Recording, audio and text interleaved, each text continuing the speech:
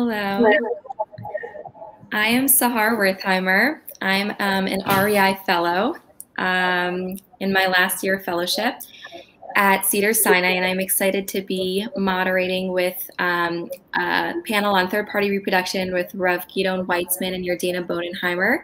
All our bios are below the screen, but I was going to ask, starting with Rev. Weitzman, if you could give us a little introduction into your day-to-day. Thank you very much. Thank you to Nishmat and to both of my fellow panelists here for the opportunity to address you and to address the audience from literally all over the world. It's a big pleasure to be here. I work at PUA. I'm one of the senior rabbis here. I work in PUA in Israel, but also involved in what we do in America and throughout the world. On a daily basis, what I do is I counsel couples who have questions related to fertility, genetics, intimacy, developing adolescence, menopause, etc., etc. Really a whole gamut of questions related to female and reproductive health. I counsel them regarding the halachic aspects, medical aspects. I'm not a doctor, but to be able to guide them through the medicine and the medical aspects, their medical options.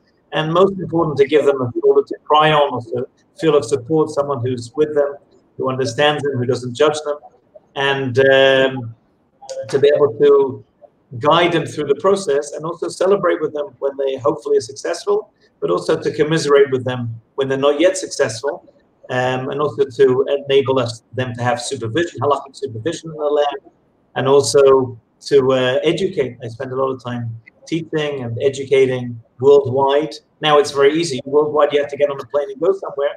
Sarah and I met last time, I think, in New York or in LA. But now we can meet here. I can sit in my office here or at home, even better.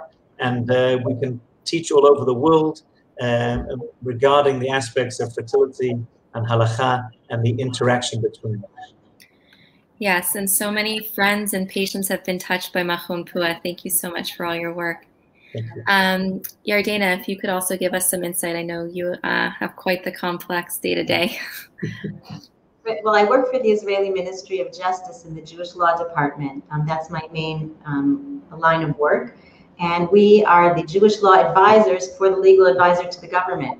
So that means that our word is the word in terms of legislation, proposed Israeli legislation, and also lawsuits that are brought against the state of Israel. We advise on significant cases, especially in the High Court and the High Court of Justice.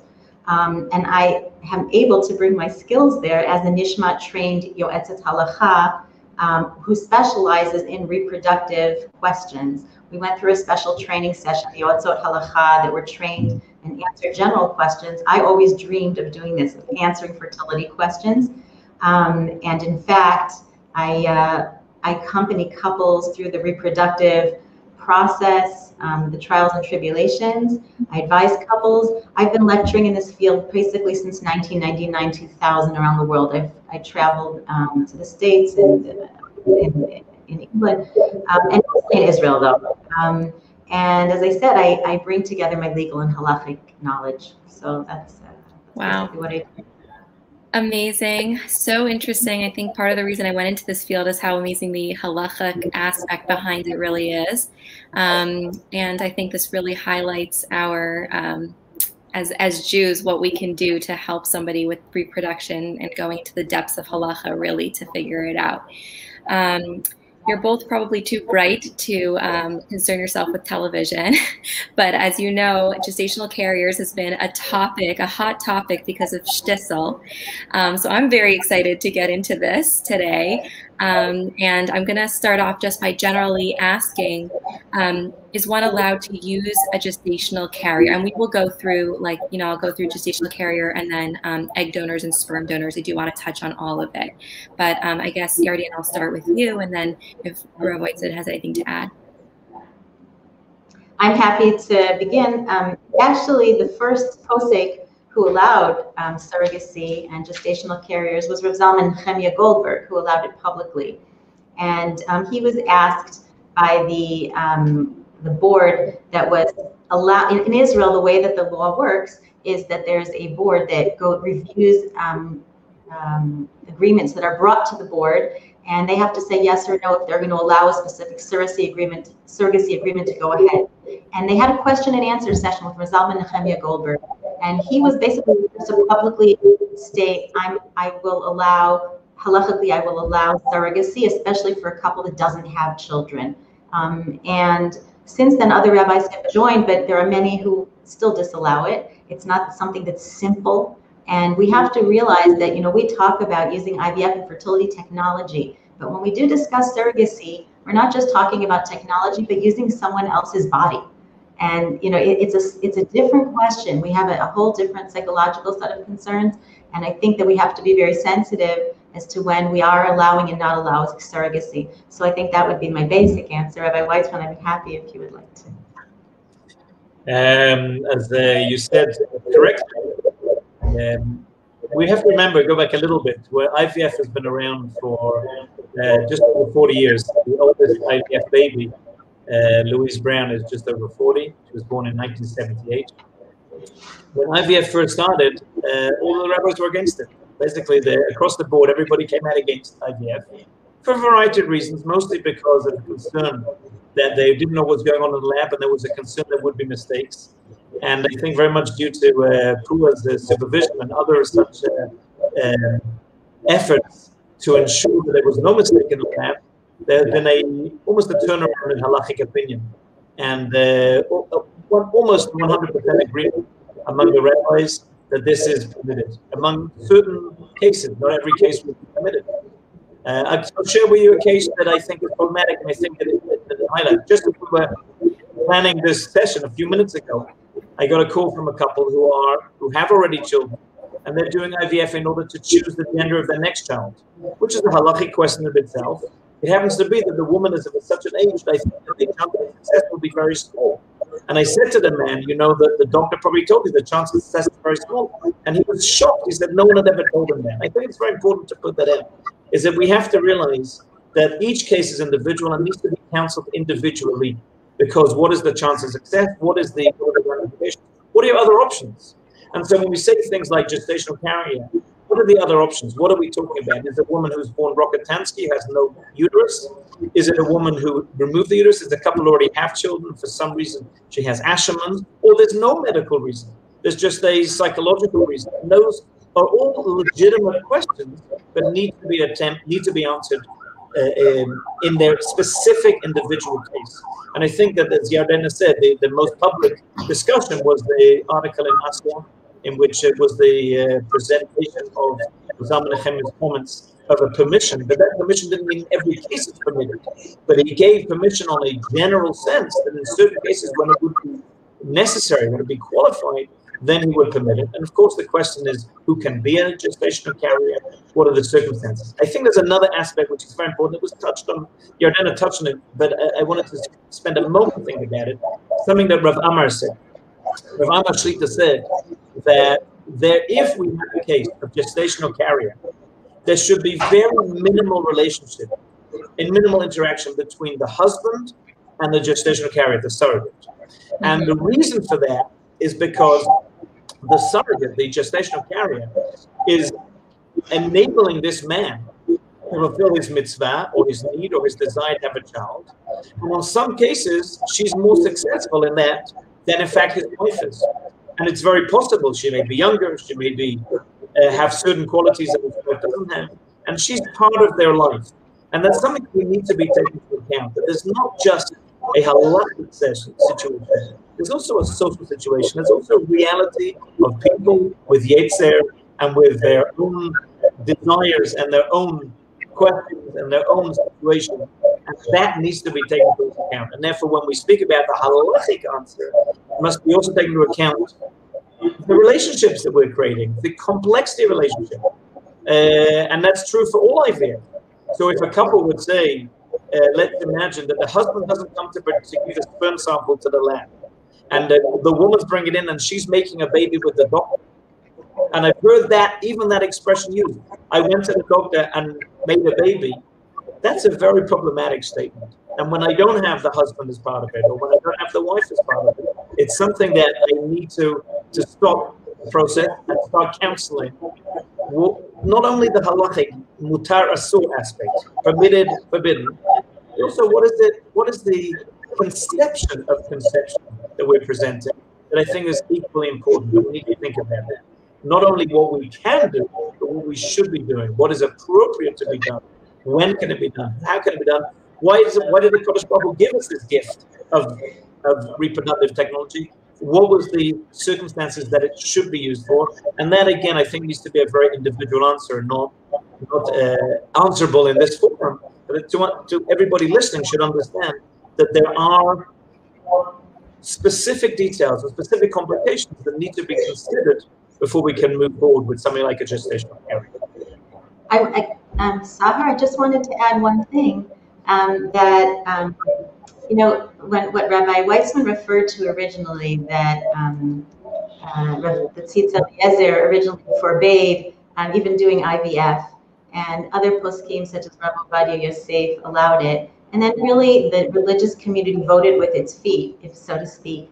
But the basic concerns underlying the positions, you know, Rav Waldenberg, the Tzitz Eliezer, was concerned about where technology would lead us and how far it would build or decompose the family, so to speak. And at the time, Rav Nevensal wrote him a beautiful response. And his response, I think, gives us food for thought in all of the technologies that we think about. He said, is this going to be a technological advance that will help save a couple and bring a family together, right? That's the way we need to look at it. And then it's super important to do it. And I just want to say that, you know, when I'm going to answer in the future the next questions, I'm going to give a basic halachic approach and then talk about the broad in the United States or in England or anywhere abroad. And then lastly, address Israel specifically. I think people are interested. A lot of people call and say, can I do what I want to do in Israel? So we'll get to that. But I think that the basic thing is really, if we're saving a family, bringing them together and allowing them to have children, and Israeli legislation reflects that. In surrogacy, if you have more than 2 children, you're not allowed to do a surrogacy in Israel if you're an Israeli citizen. It's actually part of legislation. Wow. So in that case, maybe we can just talk a little bit more briefly about if, and Rav Weitzman did address, you know, that it could be nuanced each case individually, but if it were to be allowed, if somebody did get a heter to use a gestational carrier, their situation, what would be ideal? Should she be Jewish? Should she be not Jewish? Should she be married? Should she be single? Should she be paid? Should it be a chesed? That's an excellent question. Gestational carriers, I just heard, is a complex issue. One of the major issues that there is a sort of amount of contention and disagreement about is how do we define motherhood? As I said before, we have to change the whole conception of conception, because in the classic view of motherhood, the mother gives both the genetic material and she delivers the baby, or she carries gestation the baby and carries the baby and delivers the baby, and that's how you become a mother. In reproductive technology, and pretty quickly after Louise Brown was born, this technology caught up to the fact that we don't need to have the same mother giving the genetics and the same mother gestating and delivering. We could change that because we can create life in the petri dish or in the test tube. So pretty quickly we got up to the point that we are making a distinction between them. And there's been a very, very fierce, and many people listening and everybody on this panel knows that there's been a fierce and ongoing debate about which of those is more formative, genetics or pregnancy and birth. Which of those is the most formative? And there's been very significant voices on both sides without going into the details. And there's been a question whether some people changed their mind and thought one thing at one point and then changed their mind, and maybe has become more aware of the technology or more aware of genetics. And I think it's an ongoing debate. Since that is the case, so we'll pretty much not go into history. I think I say many times to my students, I think it'll be a fascinating PhD thesis to look at the change and the laws of fertility and halakha of fertility, how they changed and how we've come to where we are today. But let's go where we are today. Today, pretty much most poskim will say that the best, when we talk about a gestational carrier, is probably to get a Jewish single gestational carrier. And then the question, if we do not have that, do we need to convert the child, really convert the child, what we call medina, we'd actually need to convert the child, or convert the child out of a stringency, out of a possible doubt that maybe the child is or is not Jewish. And there are many different voices upon that.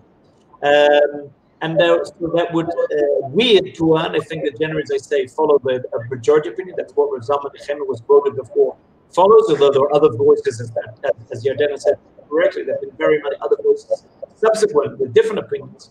But pretty much the bulk of opinion is that a single Jewish woman solves most of the problems. And that's pretty much what we promote. I think that there's another aspect that it was a little bit alluded to before, is that when we talk about a non-Jewish donor, especially when we talk about in Israel and in other places in Europe, where that's not so always available, people often will look overseas. And there have been very major cases in places like India and other countries in which there have been women who are willing, we don't know exactly how willing they are, but they are available for the uterus to be sold. And often there is a very big question about the conditions that they're held in and their willingness and how ethical that is. And that's also a halachic question. Not only should we be thinking about the Mutar and Asur, the Shulchan Aruch, but we should think about how to be human beings, how to promote good in the world. And if we're causing somebody stress and distress and discomfort in order to have a baby, that's something we need to think about. And so we often speak about it to couples, to speak about that we cannot condone any use of somebody against their will. And I think it goes back to the part of the question you asked, is how much people get paid. Obviously, it would be wonderful if it would be all altruistic. That would be, amazing. But the reality is people have to spend almost a year of testing and treatment and being pregnant, which is not so easy for a lot of people, obviously. I'm the only person here that maybe will never experience that. Who knows, maybe in the technology will change. I'll also one day be able to experience a pregnancy, but you will be able to. And you know that it's not so easy. And therefore, there should be some remuneration that is around, and I don't speak about it on the legal spec, but I think halachically as well, a person shouldn't be paid to sell their body parts. In fact, there's a very nice article by Rav Lau, Rav Yisrael Meir Lau, that he says, think about the society we create. People will sell their body parts. He doesn't think that just vegetarian. Speaks about organ donor. That would be a terrible society. However, can we say people can't pay for that? That's a good question. If the money becomes an ability to somebody who wants to be able to do it because they now will have the ability to do those tests and to be pregnant, fine. But if the money becomes really the incentive, people are only doing it for the money, that's something that we halachically would have a big problem with. Someone using money as an incentive to encourage somebody to do something they don't want to do is always going to be halachically problematic, and also I think ethically problematic, or maybe the opposite, maybe ethically problematic, and therefore will also be halachically problematic. There is a little bit of noise carrying through. If everybody can mute when somebody else is speaking, I think that will help the person speaking. But I did want to, okay, so kind of on the tails of that question, and maybe, Ardina, maybe you can answer this. Is there an amount or a price that is then too much? Because maybe effectively we're taking away somebody's free will by offering a certain amount. Because we know pregnancy can be incredibly high risk. And although, you know, in the 21st century, very few women lose their lives in pregnancy and childbirth, it is absolutely still a risk. And so, you know, I kind of struggle with, sometimes I think we're giving too little. But, you know, is there a ballpark range where it's kind of better? Well, I took part in the committee discussions in the Knesset on whether we should legislate like a specific cap on how much a person can take to do surrogacy.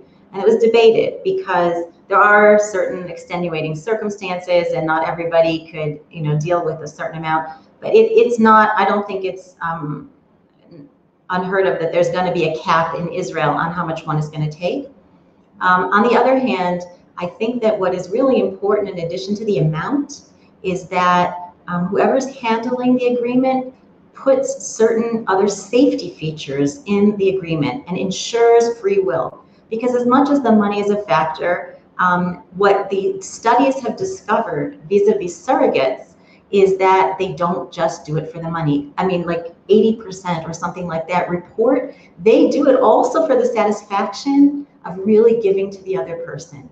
And I want to say that one of the things that Rabbi Weitzman started to say about the conditions that the surrogate is in whatever country, and it's also the treatment and the attitude of the couple. As much as we want to ensure that there is not that close connection in any way between the future father and the surrogate, on the other hand, I believe that there has to be an attitude of respect and of thankfulness toward the surrogate that even carries on afterward. If it's just sending a card and saying, you know, this child is still doing well, and the person who is the gestational carrier mother has a feeling that the couple is grateful and acknowledges her part in that, I think in many ways is reported in studies to be extremely significant to the surrogates. So I think that the question of the morality of how much has to be linked to the other safeguards on her health and on her consent and on the conditions and on the attitude of the couple. I have heard couples relate to the surrogate in a very, what would be the word, ownership almost way, and I've gently tried to talk to them about the fact that we're entering into a human relationship here, and it's very important to be very exact about what type of relationship, including the money. By the way, Sahar, in the United States and in Canada, there are the highest rates. You were worried that we don't pay enough, but the highest rates around the world are in the United States and in Canada right now. And so many Israelis. In Israel, I meant the world at large. Well, you know, in the world at large. And the lower rates are in Eastern Europe and in India and places like that, although India has now legislated that foreigners can't do surrogacy there, so that's been cut off. But we do have to be aware of paying too little or too much. I do think that we, as people who advise couples, I do think we need to help, even if there's not a specific legal constraint in place. So to me, the preference for a single Jewish woman is interesting, and I think it's probably very much limits who we can use, or if somebody is looking for a gestational carrier, where to find one. How does Judaism and Orthodox Judaism, where we, I can imagine that a single Jewish woman, you know, outside of the relationship, outside of the context of a relationship, you know, being pregnant can be a little sticky, maybe both for her own prospects or how do we deal with that? How do we help women find the right gestational carrier? Are we aware that we're limiting it and we're okay with it? What is the kind of take on that? I make it even more difficult because at least in Israel, and I would advise all over the world, is that the gestational carrier should have already given birth, because we don't want her first birth to be a gestational carrier birth. It's a very. Are you saying medically or halachically? Halachically, and also legally in Israel that is the case. I think it's the case pretty much encouraged in other countries, that Yardena will know much better. She's an expert in law, much more than I am. But that's generally what I would encourage. So that very, very much limits who we're able to have as a gestational carrier. And there are couples that have used other gestational carriers, be they married or be they Jewish, be they non-Jewish, with the caveats that we said before. The question about sharing that information, which you a little bit touched on, is she'll come. Let us take it tachlis. She'll come to shul in Los Angeles or in New York or anywhere else in the world, and we know she's a single woman. She's in her 30s and was married because she already has a baby. She was married, but now she's divorced, or in other less difficult circumstances, she's now single, and she suddenly comes and she's pregnant, and of course. There are a lot of questions, and I probably Yardena said before, there's a lot of rabbis who are against gestational carriers, and that's one of the questions that they had. There will be a chashad, there will be a concern, there will be a serious eyebrows raised that this has been conceived in an inappropriate relationship, in a sexual relationship which would be forbidden for her. And the answer to get around that is to share that information, and that's the responsibility of that person, but also of the community, the rabbi of the community, to know that this person is doing a chesed, doing incredible kindness to another person. And the other way would also be for the recipient, for the intended parents, for the genetic parents, who will receive the baby at birth. And I agree 100% in the relationship has to be extremely gracious and particular. But again, it could become more than that. And I think that's what Rav Amma was concerned about. It should be appropriate. And of course, treating someone with derogatory is not appropriate in any way, in any relationship, and definitely not in this. And I 100% agree with that, and that's very, very important. I just on that, there's one note because you mentioned it. They asked Rav Yaakov Edelstein Zatzal. A couple had a baby who was sick, and the kid got better, and they said, "What gift should we bring to the doctor?" He said, "Don't give them a gift, but every single year on the child's birthday, come to the hospital with the child and say, this child is now 5, 6, 7 because of your efforts." Because everybody is very nice to the doctor, but then they give him a bowl, a box of chocolates, flowers, a bottle of wine, and that's it. And the idea that it is ongoing, my child is now 15, 16, 17, married, their own children because of you, that's an incredible gift. So that's a beautiful thing to think about in all medicine, including in here, in any relationship. Yeah. So to go back to the recipient, the woman who's going to raise the child, is also not going to be pregnant, and suddenly she's going to turn up with a baby. And so I had a student who's daughter of a reproductive endocrinologist, quite a well-known one. I'm sure we all know who it is. And he had a patient who came, and she would put every month she went to a special theatrical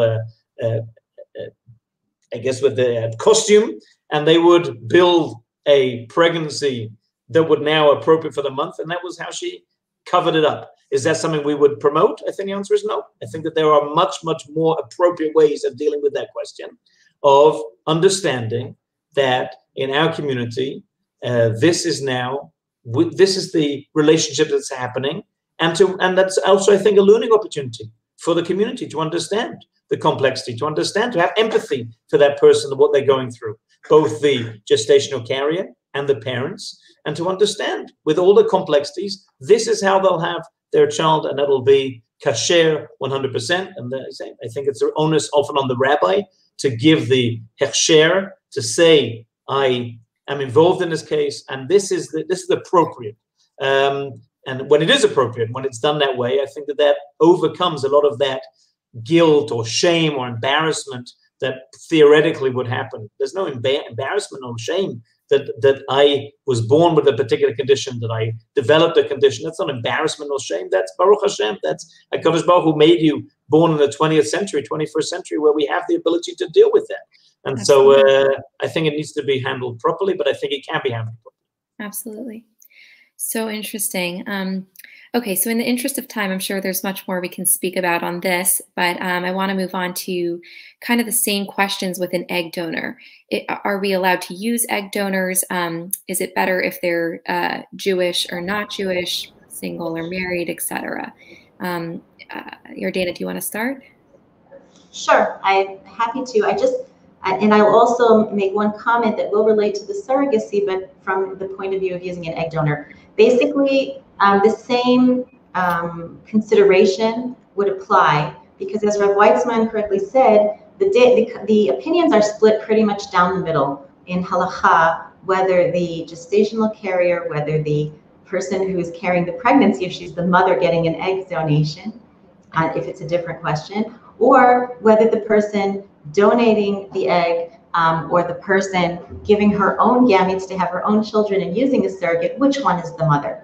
I just for one second want to do a certain slight promo that might help people around the world, at least if they want to turn to their rabbis, because it's right now in Hebrew, but in Asia, in this, there's an article that I helped co-author that has in it an actual list that summarizes all of the halachic positions. I'm just going to raise it for 1 second. It's like a large chart. Mm-hmm. And so it's in the volume that is, 1 second, Kuftet 115, 116 in Asia. So if there's somebody that really wants to like a reference chart for themselves so as to feel comfortable with what other opinion they're using, feel free to. That's excellent. Yeah, and can I know I said we're going to move on, but is there a difference, and you can give me a really short answer, we don't have to go in depth, is there a difference between Sephardic and Ashkenaz halacha? No, not across the board. Okay. That's the simple answer. It's Africa, there isn't. Okay. It's a yeah. Okay. Two of the most prominent, the Sephardic poskim of the last generation, Rav Ovadia Yosef and Rav Mordechai Eliyahu, had different opinions on this. Yeah. So, okay. One example. I can guess who said what, but okay. The preference would be for a Jewish single egg donor, the same Across way. Well, hold on one second. I'll tell you in a minute. It is linked to the question of what you spoke about. Can a child inadvertently, who is born of egg donation, would they ever be inadvertently marrying a sibling?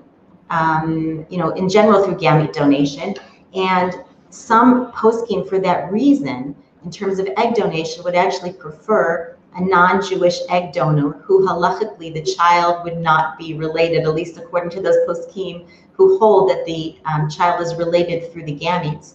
And then they would prefer that the child be converted so as to prevent that inadvertent genetic problem. However, that having been said, so I would say that the preference would be a single Jewish egg donation, secondly, a non-Jewish egg donation, and thirdly, a married Jewish egg donation. There is a minority of poskim that hold that if you are holding that the mother is the genetic mother, then just the very fact that the husband's sperm met with a married egg, so to speak, an egg from a married Jewish donor, would have a slight possibility of one opinion of being considered a mamzer or not able to marry Jewishly. And for that reason, both in surrogacy and in egg donation, we see that as the least preferable option. However, I do want to. Can you just repeat those three things again? So the first was? The first one would be a Jewish single egg donor. Okay. The second would be a non-Jewish egg donor, and the third would be a married Jewish egg donor who many poskim would not allow, just as they would not allow a married gestational carrier who's Jewish. Okay. But that's still, so even if we have a Jewish single egg donor, we still have that question of siblings. So for 1 second, I wanted to talk about the difference between the world and Israel. As I said, the general halacha and then the world in Israel. Yes. In order to make sure that siblings do not marry, I am of the firm belief, and those who hold these halachic opinions, that at a certain age, it is incumbent upon the parents to tell their child that they are born of an egg donation or of a surrogate, in order for them to have the information that will allow them to prevent it themselves. There is no 100% guarantee unless the person themselves can guarantee it. In Israel, there is a registry. There is a surrogacy registry of the children born of surrogacy, and there is an egg donation registry of the children born of egg donations. And the registrar of marriage, when a child born comes to marry, the registrar has the authority to access that registry and ensure that those children do not marry if they're forbidden to each other, right? So we can make sure, that's theoretically. But does the registrar of marriage even know to look up that information? Not unless he's tipped off by the person themselves. So we see that I believe that as much as it is a very sensitive situation, at some point in time, I believe that if we do allow it, the child themselves needs to know. Now, the one thing I want to say is that if you do use a non-Jewish egg donation, or if you do use a non-Jewish gestational carrier, one must know that across the board, I believe it's the moral thing to do, not just to say, I hold by a certain posek who allows this, and therefore my child is definitely Jewish. I think there is there's a case to be made for what Rav Zalman Nechemia also said, for covering one's bases and at least approaching a rabbinic court and saying what the situation is and doing at the very least a giyur l'chumra. And as Rabbi Weitzman said again and again, one needs specific advice for a couple, and especially a couple, let's say, around the world, who on the one hand is not necessarily mitzvah observant, but on the other hand, definitely wants to ensure they have a Jewish child. It's so important to people. I've met people from the most secular kibbutzim who they say, but I want a Jewish child. Yeah. And so that step of ensuring that the child needs a giyur, a conversion, or at least a giyur l'chumra is a very important step, I think, to at least consider and consult with a rabbi about. And I would hope that the batei din that do the conversion of children would utilize more, I don't know, lenient tests of conversion in these kind of cases, especially say safek. And I want to add one more thing, because I don't know if I'm going to have the chance to put this in, and I want to remember to say it. Right now, we're addressing an audience, I think you're an incredible audience out there, who's trying to follow so much information. And it could be that you're a person who's already had a child by way of surrogacy or egg donation. And you might hear something on this or on another program that causes you to panic. Wait, does that mean my child has a blemish? Or does that mean my child will never be Jewish? And I want to reassure you, please talk to somebody who's really in the know. Talk to Rabbi Weitzman at Pua, talk to somebody at Nishmat, because I would say that 99.9% of the cases, you haven't done anything wrong with your child. Your child will be fine. And it's very, very important. I've had women run to me after hearing such a program and say, wait a second, does that mean my child is, and it's not. So even though we're giving you advice what to do, if you want to preemptively know what to do, ex post facto, there's different answers and different solutions, and please do not panic. Know that you've done the right thing and you can solve it. Okay. I would say on that subject, it's very important that when I counsel a couple who are about to embark on any third party treatment, is to tell them there's a difference of opinion. And I tell them, even though we're going to go with one opinion, or we're going to follow, we're kind of cover our bases, you should know that there are different opinions. Why? And exactly what you just said. You'll sit in a shiur one day, and you'll hear the rabbi say, these children are not Jewish. Or, you know, we Sephardim hold like this, which is, we just heard is not true. But that you'll hear that because people have different opinions, people understand halakha differently, and you will be panicked. Know that there's a difference of opinion. And I think that in fertility, we have to realize that, I'll tell you a story that will make us realize. A couple came to me and they needed to use third party, a very, very, what we like to say in the press, ultra-Orthodox couple. And they came and they needed to use third party, and we were discussing, and it's not such a simple question as you've heard even from our very brief discussion here. And I said to the husband, maybe we should ask your rabbi. And he said, Rabbi Weitzman, I have no other choice. I understand my options. This is what I have to do. And therefore, we have to move on with it. We have to realize that even though they're halachic minefields, and these are halachic minefields, their fathers, my grandfathers, if he would hear of this question, he wouldn't even begin to fathom how his grandson could actually deal with these on a daily basis, how the Batei Din can deal with it on a daily basis.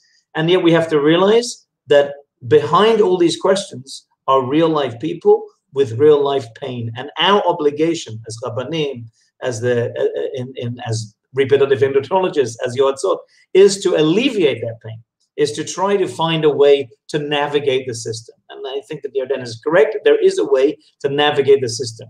My suggestion would be do it de jure, not de facto. Try to get, before you start, the best possible solution, because even though Yarden said, I always say that not everybody eats kosher, but they want to have kosher children.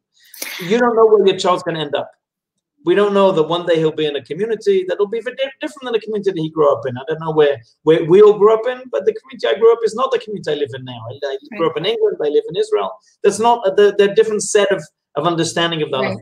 Right. You don't know where your children's going to end up. Make sure, if you can, de jure, ask a halachic authority who knows what they're talking about. Baruch Hashem, there are poskim throughout the world, and there's Pua, which is available out the world, and others who know what they're talking about, who are able to guide you. Make sure you get that guidance before you embark. If you're listening and you already have a child, then exactly as Yarden said, we have to find a solution. And sometimes the solution can be simple, and sometimes a little bit more complex. But you will, a lot of times, a couple will save themselves a lot of heartache, or a single person will save themselves a lot of heartache if they first consult with an authority and only then embark on it, for their own well-being and for the well-being of their child. Thank you. That's really beautiful. Okay, so just I do want to kind of get back to that question of disclosure to the children, and marrying potential siblings. But first, I just wanted to, for the sake of being complete, discuss a sperm donor. And should that sperm donor be Jewish or non-Jewish? Should they be known or anonymous? I know this can be one of the most complex areas. Rabbi Weitzman, if you want to start this one. Neither of the speakers was willing to take that up, so you had to choose somebody. As you said, I'll give you both a chance. All third party is complex. It happens to be that sperm donor, while it's a very complex issue, is in fact the most written about because it's been done for the longest. While egg donation is relatively new, it's only really been done. We said the first successful IVF was in 1977, birth in 1978. And egg donations were only in the 80s, when we think that a lot of the poskim of the previous generation had already died. The sperm donor has been done for generations, and for decades we've been doing successfully sperm donor. And so we have actually a large amount of halachic material. Rav Moshe Feinstein, Rav Shlomo Zalman Auerbach, Rav Mashash. You wanted Ashkenazi and Sephardi, so we'll give you both. Rav Rosenthal and many, many others have written this. It's Eliezer. Many have written about sperm donor. And while again, most poskim did not want to permit it, Rav Moshe Feinstein and Rav Zalman and Rav Shlomo Zalman Auerbach both permitted in very specific circumstances, but they were adamant that to get around a lot of the halachic questions, which we don't have the forum today to discuss, but a lot of halachic questions, strongly to prefer a non-Jewish donor. And anybody who is thinking about embarking on a case of using a sperm donor, which itself is a question, we said, preempt the question.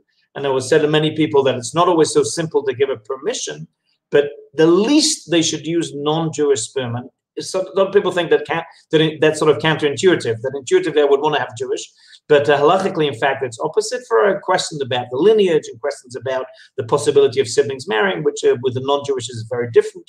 And so they did permit it. There's been discussions whether Rav Moshe Feinstein subsequently changed his mind. Rav Moshe Feinstein is adamant that he did not change his mind.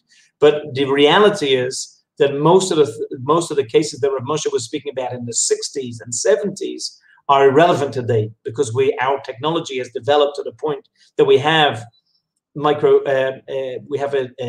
testicular biopsies. We have the ability to remove sperm in in almost all cases. We have intraendoplasmic sperm injection. We have ICSI, which so Sahar learned in the first year already of RE. You ought to learn how to do with ICSI and understand what it was. And so we've developed to the point that in many cases we don't need to use it.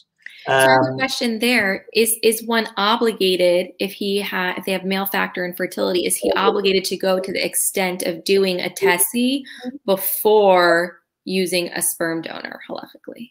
So TESI is a very big question about, and again, we don't have necessarily the time and the way to discuss it, but just on one level, an article that I wrote some years ago was looking around the question of TESI can also cause someone to be halachically castrated, what we call daka, which is itself a complex issue. But most of the poskim, again, we have a lot of written about this because we've been doing biopsy since the 50s. So we have a lot written about that. So most of the poskim permitted it in certain circumstances for a difference of reasons why. And so I think that if a man would come to me, and we have that every day. I can think in the past week I've had 3 cases. It says no sperm count, azospermia, or low sperm count, or white deletions, or all of the other reasons why a man would have a very, very low sperm count. Definitely, we would encourage them strongly to pursue first some sort of operation to find sperm, testicular exploration. And if that failed, then the next discussion would be to have sperm donor. It should also be noted, and I have this discussion a lot, I had a discussion with somebody today, that a lot of times people don't want to use sperm donor. And a lot of times it's the wife who says, sperm donor is off the table. That we're not going to discuss. We'll discuss that. And I said to a woman, you understand that the price may be you will not have children. She said, that's a price I'm willing to take. It's fine. We can adopt, we can have other things. That's fine. I'm not giving a judgment call. But I think that a lot of times, even though we suggest sperm donor, there are cases in which it is permitted. A lot of times the couple say, Adkan, we married each other to have his sperm, my eggs, and sperm donor, and maybe often much more than egg donor. because women are much more willing to undergo egg donor than they are to go sperm donor for the husband. That's interesting. Very interesting. Yeah.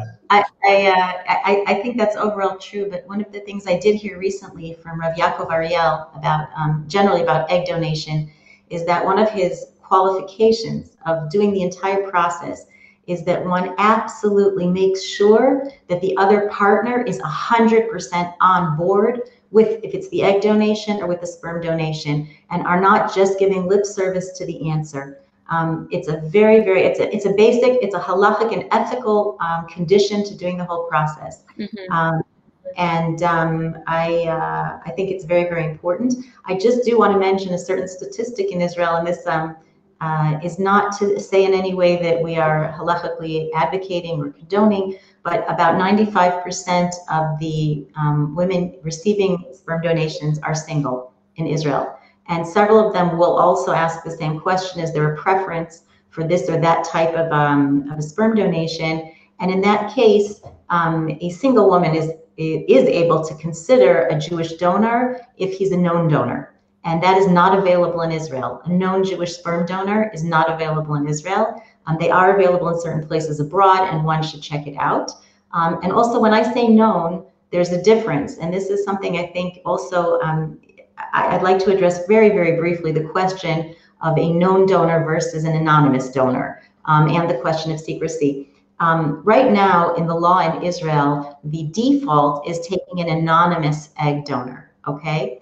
But the law does allow for one to bring a known egg donor, which then obviously would go around all of the problems of secrecy or of marrying the child, etc., because you know who the donor is. There is not such a comparable construct within Israeli law, because there is no Israeli law on sperm donors. There is legislation that is underway, and I think it's very important legislation because it's done so much and it's so prevalent, as Rabbi Weitzman said, that it is important to make sure that we have legislation in place that gives safeguards to all of the people that are involved. Mm-hmm. I personally do think that it's important in both areas to have both a known and an anonymous track. Many will not donate without having an anonymous track, but I think that if somebody would ask me, and if they were a single woman, which is a completely different case than a married woman, which 100% it has to be a non-Jewish donor, I think there is room to consider a known Jewish donor. Now, also, when I say that, when I say known— Can you give a little background as to why? I know that's a very complex question. We are running out of time, but I would love to hear just maybe 30 seconds. I'll give you a few reasons. A child wants to know their identity. This has come out recently. They do want to know their genetic identity at some point. And what's the safeguard, I think, that would be something that would strike a middle ground, would be something similar to the law of adoption in Israel, where the child would have the right at age 18, at least, or 16 or whatever, to know the genetic information, to know about who the parent is, also for medical reasons. It's not something that then it would remove the question of a contact or a tie between the parents and the genetic parent. But it would at least give that safeguard to the child and answer their questions about where they're from and their identity. And as I said, certainly prevent one from marrying another one. I think that's also right Jewishly. I think there's the concept in Judaism of the Shekhinah dwelling on those that know their lineage. And I think that there's something that in ancient Israel, adoptions were something more open. And it was considered a zchut to raise a child. And I think that, now we know the truth will out. There's internet, there's tests, there's all kinds of things. And for me, it would be awful if the child would find out inadvertently, oh, I was born from this guy that had 100 children or something like that. And the fact that it could be ordered and organized so the child at a certain point in time could know in a safe way what the identity was, I think would both be the correct thing to do and go around a lot of problems that could be caused inadvertently. I'm just struggling, sorry to cut you off. I'm just struggling with how is it different if she's married or single? So the one thing that's different married or single in terms of having a known Jewish donor versus a non-Jewish donor is because of the concern that there is an issue of mamzerut. If the woman is married because she's having a child with a Jewish man who's not her husband, if she is a married woman, we would strongly, strongly say that one should take a non-Jewish donor in order so to go. It's really Jewish sperm, but if she's married, then non-Jewish to avoid mamzerut. Right, and the reason I'm saying a known Jewish donor in terms as opposed to a non-known Jewish donor for a single woman is because there's an additional problem of a child being considered what's called a shtuki, which is a person born from an unknown Jewish father. It's a secondary consideration, and it's something that can also be circumvented. But if the person would want to know if they were single and wanted to know, then the non-Jewish sperm or a known Jewish sperm donor could both be on the table, but not for a married woman. Okay. That's what I do. I'm just going to recap. I wanted to say on both of those points, it's important to stress. First of all, I think that it's important to recognize that there are many halachic questions and problems with a single woman having a child, and those need to be addressed. Again, preempted. A lot of times we get the question of, okay, I'm pregnant. What happened? What's the status of the child? I'm pregnant with Jewish sperm that I don't know who it is. And exactly as Yardena said, I now have a potential shtuki.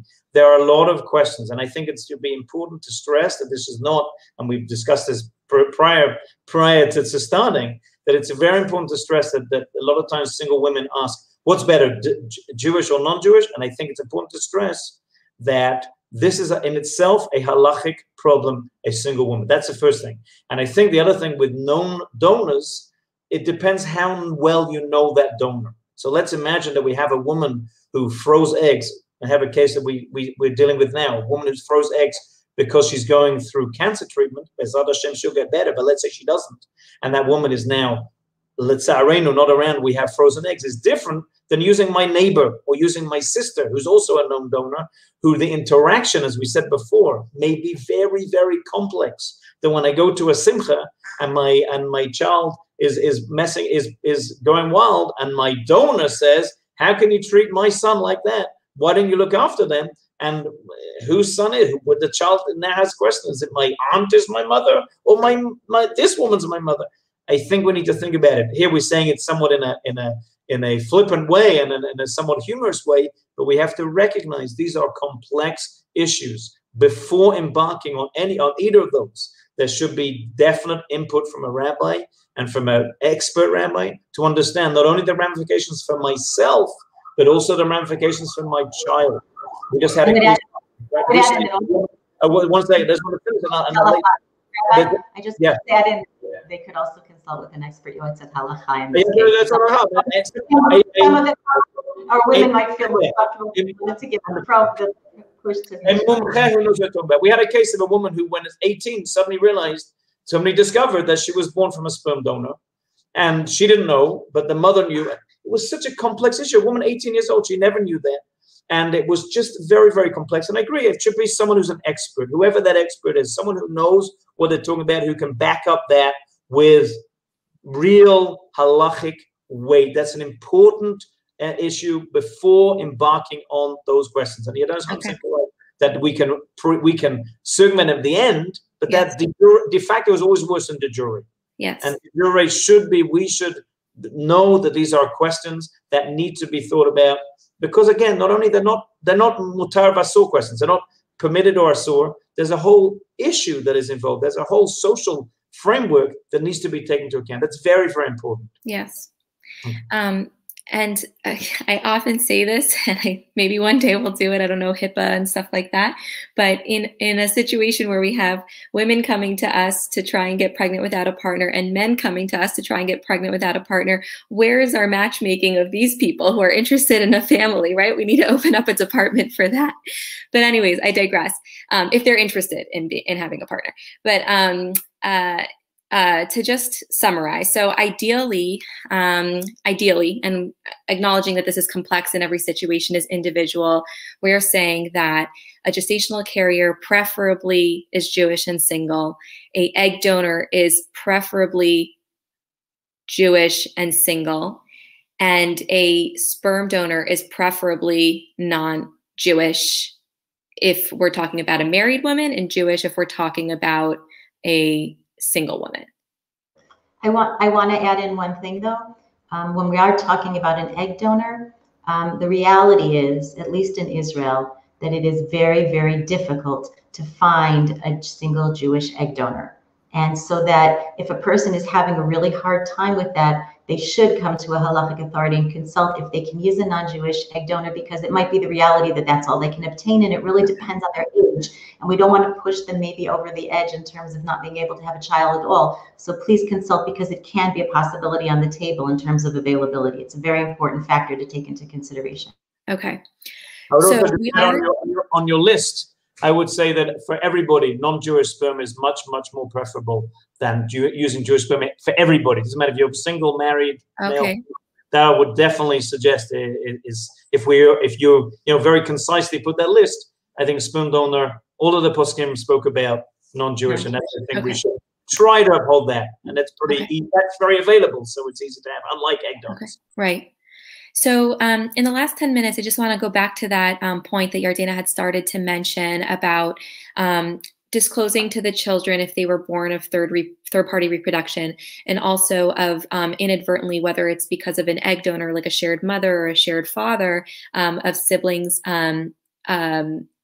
inadvertently marrying each other. And I want to kind of, if you would address it, halachically, like is the surrogate, so, we have the question of with an egg donor and the same mother, by like the same carrier mother, and then also an egg donor with a gestational carrier, who's considered the mother, which one do we give the halachic status of siblings to, and then, kind of just to distinguish it from medically, the issue of, overlapping genetics or having very close genetic pool, which something is, it's hopefully something that we can overcome, but I will say that with a lot of caution, because even if we were to do something like pre-implantation genetic diagnosis or testing, we know that when the genetics are so close together, perhaps there's things we're not picking up on genetic panels that could potentially still be a problem when there's so much sequence homology between the two.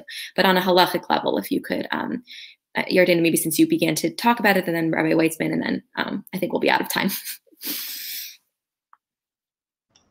Well, I think that I'll address it from the point of view, first of all, just of in this case of Israeli law that has thought very carefully about this, and therefore in the legislation created a registry so as to prevent siblings from inadvertently marrying. But as I said before, that will only work if the parent has told the child that they're born either from a surrogate or from an egg donor. But that statement is kind of implying that we don't want these siblings to get married. Is that correct? For sure. Is that halakhically or medically? Both. And I'll mention even halakhically, if those children marry and if they're siblings, their offspring will be a mamzer. So that will be not Jewishly unable to marry. So that's incredibly important. And it's brilliant, I think, that in the state of Israel, Israeli legislation takes halakha so seriously that they create a registry to prevent that. So that even if the medical community were to agree that it might be okay, they would say, no, we want to protect these children halakhically. I think that's a beautiful statement of a Jewish state that wants to take these things into consideration. Now, I think there is a certain difference between surrogacy and egg donors, because surrogacy is much harder to keep a secret overall, and there will be talk in the community. And I think that a parent not telling a child that they're born of a surrogate would in a sense almost be foolish, because it's going to come out and probably in a way the parents wouldn't want it to. So I don't even think there's really even a question there. In terms of egg donation, I think in the past, parents have been consulted and told maybe not to say something about the egg donor because you don't want to bring another person into the relationship. But I do think that halachically at a certain age, it is the right thing to do, and to give the child the knowledge for many, many halachic reasons.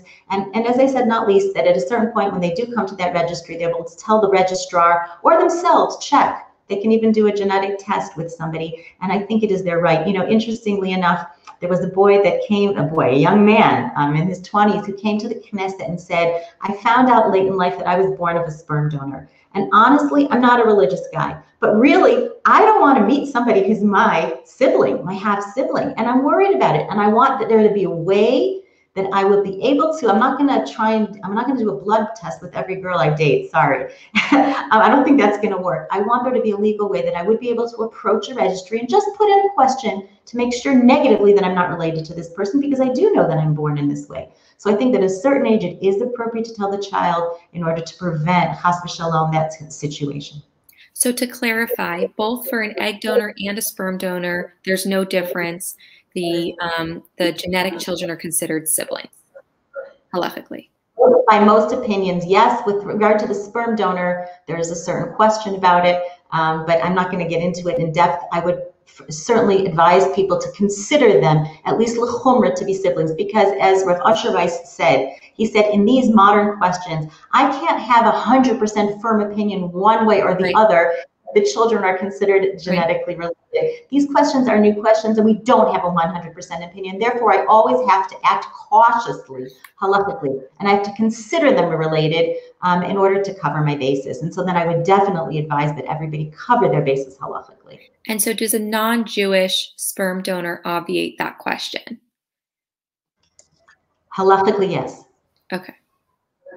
And then if you could, Rev Weitzman, also talk about gestational carriers, just to clarify again. So gestational carriers are their children, if it's from an egg donor, are their children from two different egg donors considered siblings? So again, I think that the question, and it was raised here and covered, that there is a difference of opinion. And I agree, and Rav Asher Weiss said to me, you know, you can imagine a question about Judaism, whether the child will think they're Jewish their whole life and they get to Olam Haba and they're not, because in Olam Haba they hold by a different opinion. We have to be careful. I think we have to be, again, we have to be careful de jure, and we have to be careful de facto. There is a registry, although it's a question and not for this forum, how effective that registry is. There are agencies in America that have their own registry, that have documented who is received an egg donor and been a gestational carrier. I think that it would be very good, l'chumra, it would be very good to be strict and to say that these people should not marry each other if they were born from the same mother, whether we say that genetically or biologically. And sperm donor, that's why I said before, the sperm donor with a non-Jew, which Rav Moshe spoke about very, very clearly and was repeated that several times in different tshuvot, that was part of a major part of his concern, was that siblings would marry and we wouldn't know, and how do we define lineage, and who is a shtuki and who has a authentic lineage. These are things that we need to think about. And the moment we need to be strict, because we see there are differences of opinion, there have been different opinions. The best would be to ensure that doesn't happen. One way is to tell the child, another way is to be responsible parent and to ensure that it doesn't happen. There's other ways of doing that. The reality is, as time goes on and genetics becomes more available to us, everybody, we will come to the point in which people will know that, and it probably would be. And at one point, people didn't tell their children they were adopted, and we know that had very serious ramifications later on in their lives. We should find a way, if that's appropriate, to tell. There's in fact some nice kids books that speak about egg donation, speak about surrogacy in Hebrew. I don't know if there's a similar thing in English for the Jewish community, that actually very nicely is presented as a sort of as a reality, as a chesed. Someone did for me. That there's a nice book about how one chicken was able to sit on another chicken's eggs until they had to hatch them, and this is nice. This is a nice thing. What's it called? Mi'id go ala beitzim sheli. Who will hatch my eggs? It should be in English, and it's beautiful. Yeah. We were in South Africa recently, and in Australia recently, and a couple wrote a beautiful book about a kid's book about IVF, which I said has to be translated. It's a beautiful little book. And so there are ways of doing it that's appropriate, and that's appropriate for the community. I was with my father the other day, and he said to me, you know, you've been in this business for over 20 years, and he said, have you seen a change? Has it become more I said, definitely. We used to, when I first spoke in a Aguda conference 20-something years ago, we had a little room. It was not on the program. It was very hush-hush. Now we go and we speak at a conference here, Nishmat conference all over the world, to speak about fertility and third party, and no one's embarrassed. And that's L'Tova. That's a Kodesh Baruch Hu gave that ability, gave us that real capacity to help people, to change people's lives with Nishmat's incredible initiative of having this conference and inviting us, and their work and our work and your work as reproductive endocrinologists. We're able to solve these problems within a halachic framework. It's something that nobody should be embarrassed about to say, I use them or I was born from them. And as long as it was done with halachic approval, with supervision, done in the correct manner, this should be absolutely something that we're saving people's lives. Mamash kipshuto. Yes. Will you allow me for 1 minute to say something Torah-based? We're about to hear the story of Ruth read on Ot. And, you know, it says, Yulad ben Naomi, that Ruth had a child for Naomi. And one of the ways one can hear it is that maybe she was the surrogate in many ways, if not, you know, in the same legal way, but in a figurative way. And there was nothing to hide there. It was considered a beautiful story that she did this chesed and that Naomi helped raise the child. And so when we look at that story, maybe there's another perspective. People have families in all kinds of ways. And as Rabbi Weitzman said, if the same things wouldn't have been mentioned in proper circles years ago, today they are discussed openly. And I think that is a big blessing because there's a tremendous amount of chesed that one can do for each other. And, you know, especially in these days, we all said our prayers just before going on this live, on this broadcast, because of the terrible tragedy that happened. But, you know, the chesed that one can do in this field is so tremendous. The chesed that you're doing as a doctor in this field, you know, there's many incredible fields, but helping bringing babies into the world and the chesed that one can do for another as a donor or as a gestational mother, those are incredible things. And they're spoken about openly in the Tanakh and with great deal of blessing. This was the grandfather of the Melech. So I think that we have a great roots for this kind of beautiful, really beautiful, and such a great way to end. I think that, you know, you're both so correct that, you know, shame comes from a cultural inawareness, and we're all doing our parts really to raise awareness and cultural sensitivity. This is such a complex and nuanced field, and our patients are so lucky to have Machon Pua, Nishmat, the Israeli ministry, everybody working on their sides to really make this a process that that can allow us to continue to have Jewish babies. Thank you both so much for your work. I look forward to working with both of you in the future. Hashem should just continue to guide us. Amen. Thank you very much. Thank you to both of you and to Nishmat for hosting us. Thank you, Nishmat.